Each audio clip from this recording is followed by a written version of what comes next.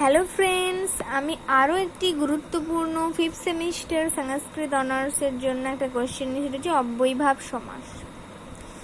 অব্যয়ীভাব সমাসটা খুবই গুরুত্বপূর্ণ একটি সমাস, আর সেটা তোমাদের করতে হবে। যেমন অব্যয়ীভাবের বৃত্তি দেখো, অধিকার অয়ম।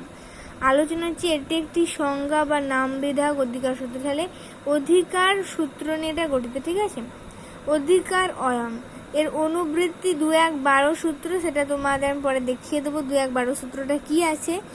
অব্যয়ং বিভক্তি সমীপ স্বরমৃদ্ধি বৃদ্ধ অর্থ ভাব আত্মা সম্প্রতি শব্দ প্রাদুর্ভাব পশ্চাৎ যথা অনুপূর্ব যৌগপদ্য সাদৃশ্য সম্পত্তি স কোলান্ত বচনেশ। তাহলে বৃত্তি কি? অব্যয়ম ইতি যোগ বিভজ্যতে অব্যয়ং সমর্থন সহ সমস্যাতে সব্যয়ভাব।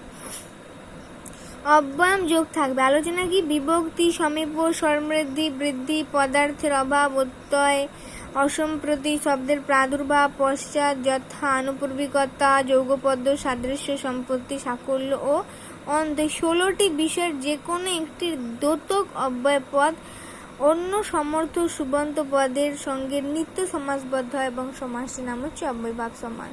তাহলে তোমাদের যদি এক কথা তো 1 নম্বর কোয়েশ্চেন অব্যয়ভাব সমাস দেয়, তাহলে বিভক্তি সমীপ স্বরমৃদ্ধি থেকে অব্যয়ভাব সমাস এটা লিখলি হবে। আর তোমাদের এই সূত্রটা খুব মুখস্থ করে ফেলতে হবে পুরো, এই যে পুরোটা আছে অব্যয়ং বিভক্তি সময় এটা।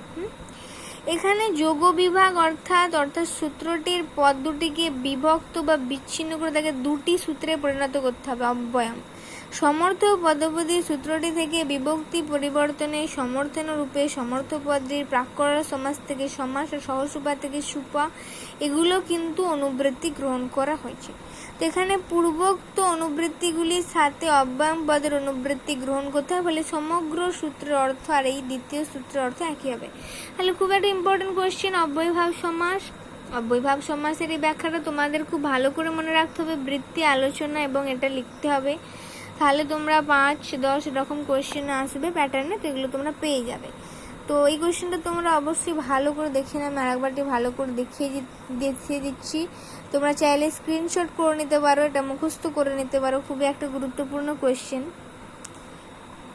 আগের ভিডিওতে আমি একটা ব্যাখ্যা আলোচনা করে দিয়েছি, তো ওই ব্যাখ্যাগুলো আরও অনেক ব্যাখ্যা আছে, সেগুলো আমি পরবর্তী ভিডিওতে আস্তে আস্তে আলোচনা করে দেবো। তো তার জন্য অবশ্যই চ্যানেলটিকে সাবস্ক্রাইব করে রেখো আর নোটিফিকেশনটি অন করে রেখে, যাতে পরবর্তী ইম্পর্টেন্ট কোয়েশ্চেন ভিডিও তোমরা পেয়ে যাও। এবং কারো কোনো কোয়েশ্চেন থাকলে অবশ্যই কমেন্ট বক্সে কমেন্ট করতে ভুলো না, এবং কারো যদি কোনো কিছু কোয়েশ্চেন জানার থাকে তাহলে অবশ্যই তারা লিখতে পারো। Thank you.